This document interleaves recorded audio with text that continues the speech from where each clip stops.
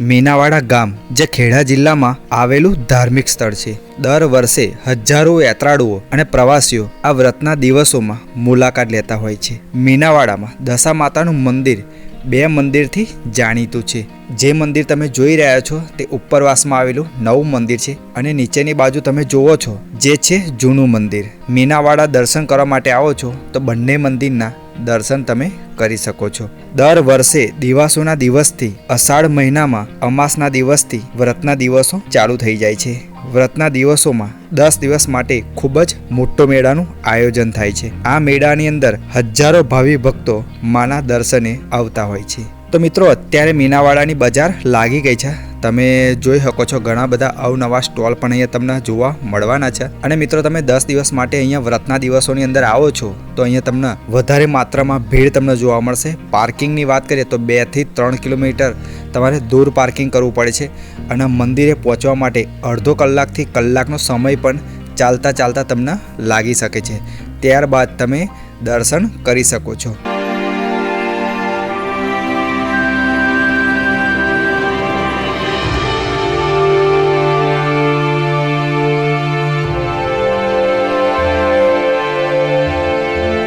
તો મિત્રો, ચાલો આપણે મીનાવાડાના ઇતિહાસ વિશે થોડું જાણીએ. તો 1999માં 6ઠા મહિનામાં માતાજી અહીંયા પ્રગટ થયા હતા. શારદાબા ઘણા બધા સમયથી માતાજીની ભક્તિમાં તલિંગ થઈ ગયા હતા અને ભક્તિમાં ભાવ હતો દશામા ઉપર. આ ભાવના હિસાબે તેમણે માતાજીની એવી ભક્તિ કરી હતી. એ સમયે ભેંસો ચરાવવા માટે શારદાબા મોહર નદીના કાંઠે જતા હોય છે અને ભેંસો ચારતા ચારતા એમની ભેંસ કાદવની અંદર ફસાઈ જતી હોય છે અને સમય પણ એવો હતો, એમની પરિસ્થિતિ બહુ જ નબળી હતી. એ હિસાબે કોઈ જ એમની ભેંસ કાદવમાંથી બહાર કાઢવા કોઈ મદદે ન આવતા ત્યારે શારદાબાએ માતાજીને અર્ચના કરી અને કહ્યું, હે માતાજી, હું તારી આટલી બધી ભક્તિની અંદર તલિંગ છું તો પછી મારી ભેંસ કોણ કાઢશે? અને સાંજનો પણ સમય હતો, ટાઈમ પણ થઈ ગયો હતો ઘરે જવાનો અને મોડું થતું હતું. અને એ સમયે ડોસીમાનું રૂપ લઈને દશામાં આવ્યા. ત્યારે પૂછ્યું કે તું શું કામ રડું છું? ત્યારે શારદાબાએ કહ્યું, મારી ભેંસ કાદવમાં ફસાઈ ગઈ છે અને કાદવમાંથી બહાર કાઢવા કોઈ મદદે નથી આવતું. ત્યારે માતાજીએ કહ્યું, તું ચિંતા ના કર દીકરી. ત્યારે માતાજીએ ખાલી હાથ જ ઊંચો કર્યો અને ભેંસ કાદવમાંથી બહાર આવી ગઈ. ત્યારે શારદાબાને ખબર પડી ગઈ, આ તો સાક્ષાત માતાજી છે. એ રીતે માતાજી એમણે મળ્યા હતા. પછી માતાજીએ એમને કહ્યું, બોલ બેટા, તારે શું જોઈએ છે? ત્યારે શારદાબાએ માતાજી પાસે પૈસા, ધન, દોલત કંઈ જ ન માગ્યું અને કહ્યું, હે માં, મારા ઘરે પધારો. ત્યારે માતાજીએ એમની પ્રાર્થનાને સ્વીકારી અને કહ્યું, તારા ઘરે જે જગ્યા પર મારું ત્રિશૂળ અને ચૂંદડી આવે છે ત્યાં તું બેસી જજે. તો મિત્રો, સામે તમે જોઈ રહ્યા છો આ એ જ મંદિર છે જ્યાં ત્રિશૂળ અને ચૂંદડી બિરાજમાન સાક્ષાત સ્વરૂપે થયું હતું અને આ જગ્યા ઉપર શારદાબા બેસી ગયા હતા. ત્યારબાદ આજુબાજુના ગામ લોકોને ખબર પડી કે દશામાં આ જગ્યા પર પ્રગટ થયા છે અને હાથની અંદરથી ઘણી બધી કંકુ પણ પડતી હતી.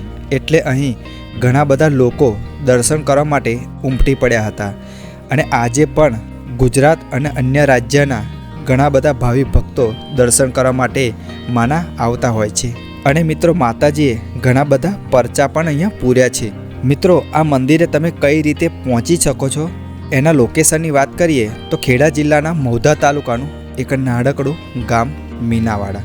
ભાગ્ય જ કોઈએ નહીં સાંભળ્યું હોય, જે કઠલાલથી માત્ર 10 કિલોમીટર અને અમદાવાદથી તમે આવો છો તો 56 કિલોમીટરના અંતરે તમને આ મીનાવાડા ગામ જોવા મળશે.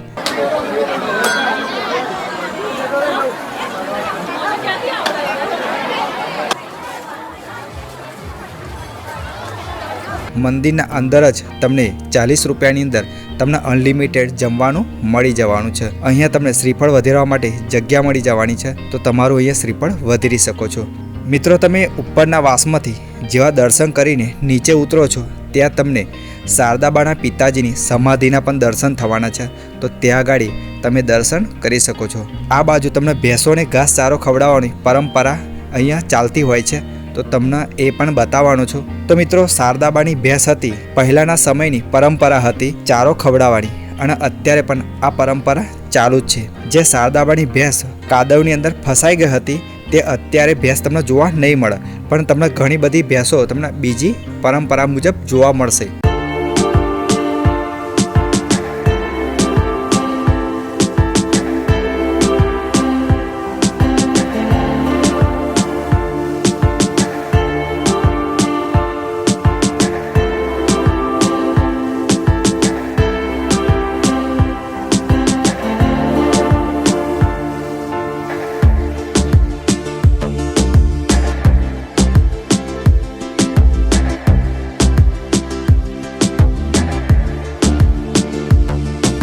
તો મિત્રો અત્યારે આપણે જઈશું જ્યાં શારદાબાની ભેંસ મોહર નદીમાં ફસાઈ ગઈ હતી તે જગ્યા પર જઈને મોહર નદીનો વ્યૂ બતાવીશું, આજુબાજુનું લોકેશન બતાવીશું અને મોહર નદી કઈ રીતની દેખાય છે એનો પણ વ્યૂ તમને આપણા ડ્રોનના માધ્યમથી તમને બતાવીશું। તો મિત્રો મોહર નદી તરફ જવા માટેનો રસ્તો કંઈક આ રીતનો તમને જોવા મળશે। તમે જ્યારે મીનાવાડા મંદિરથી તમે મોહર નદી જાઓ છો ત્યારે 1 કિલોમીટરનું અંતર લાગી શકે છે અને વચમાં તમને રામદેવ પીરનું મંદિર જોવા મળશે। એના પાછળથી સિંગલ પટ્ટીનો રસ્તો તમને મોહર નદી તરફ લઈ જશે, તો તમે આસાનથી ત્યાં પહોંચી શકો છો।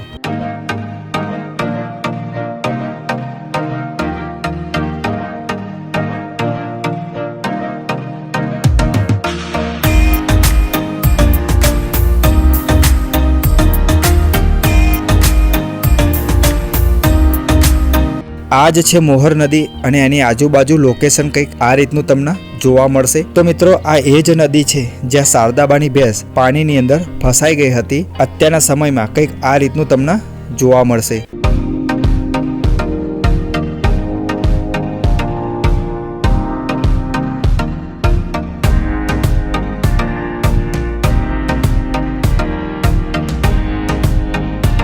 દર વર્ષે દશામાના પાવનકારી વ્રતના દિવસોની અંદર 10 દિવસ માટે ખૂબ જ મોટો મેળાનું આયોજન થાય છે।